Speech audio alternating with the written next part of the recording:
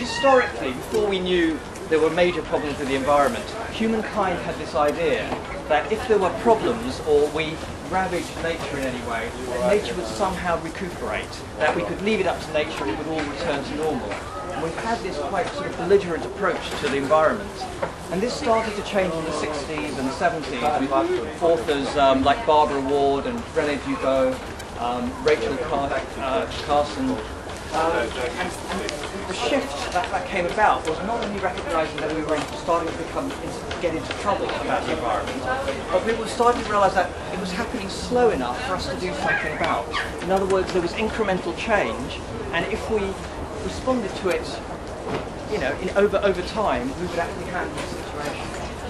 And that whole scenario changed publicly in about 2001 when the International Panel on Climate Change, the IPCC, launched their third assessment report, in which they actually started for the first time to include the term abrupt climate changes. And we use the term, the media term, tipping points to describe those abrupt changes, but really that's one of the big reasons why we're here at the Climate Camp.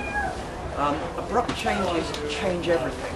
Incremental changes we can deal with. We have the time over 50 or 100 years to accommodate that. The abrupt change means that life on Earth could change quite radically, and we may lose the lever to actually be able to reverse that process. All the equatorial areas that hold carbon, I'm talking about critically out, in fact all the ecosystems on the planet hold carbon, and they all have the potential to be very vulnerable to increasing warming. Now, if we pass a certain threshold, at the moment the ecosystems on the planet, terrestrial ecosystems, primarily forests, but also include grasslands, soils hold carbon as well. In the ocean we're talking about our fisheries, and even the water of ocean is a sink or a repository for carbon.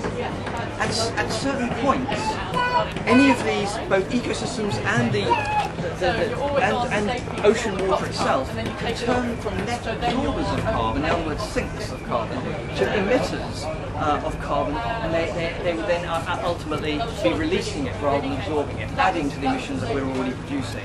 So these are almost like hairline triggers.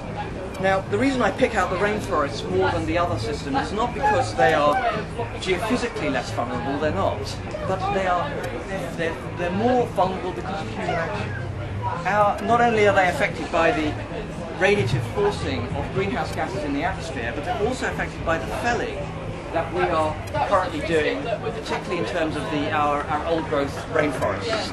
Indonesia has been blighted. The Amazon has lost about 18 to 20% of its forest cover.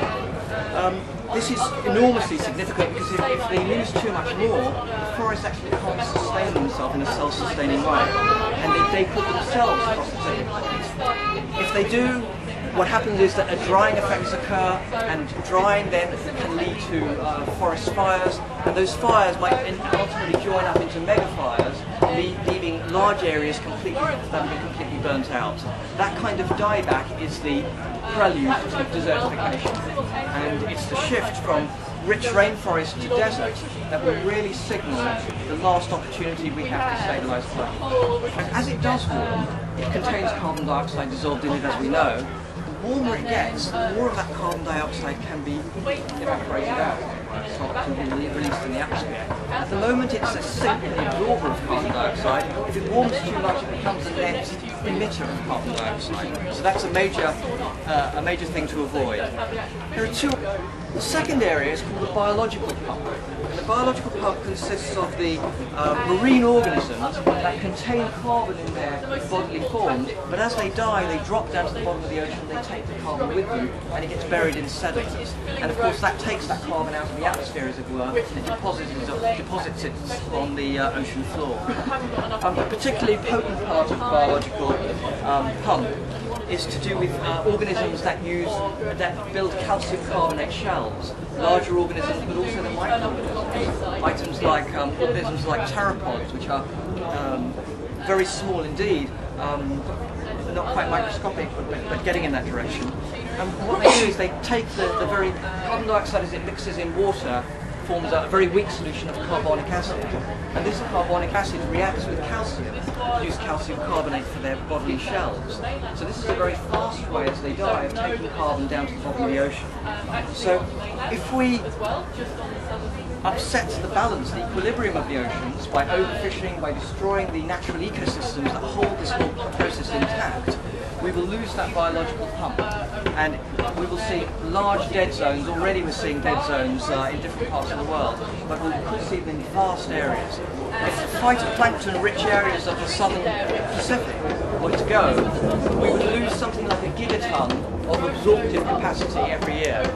Now, just to give you an idea of what that is, we emit about 7 or so gigatons of emissions, 7,000 billion tons, 7 billion tons.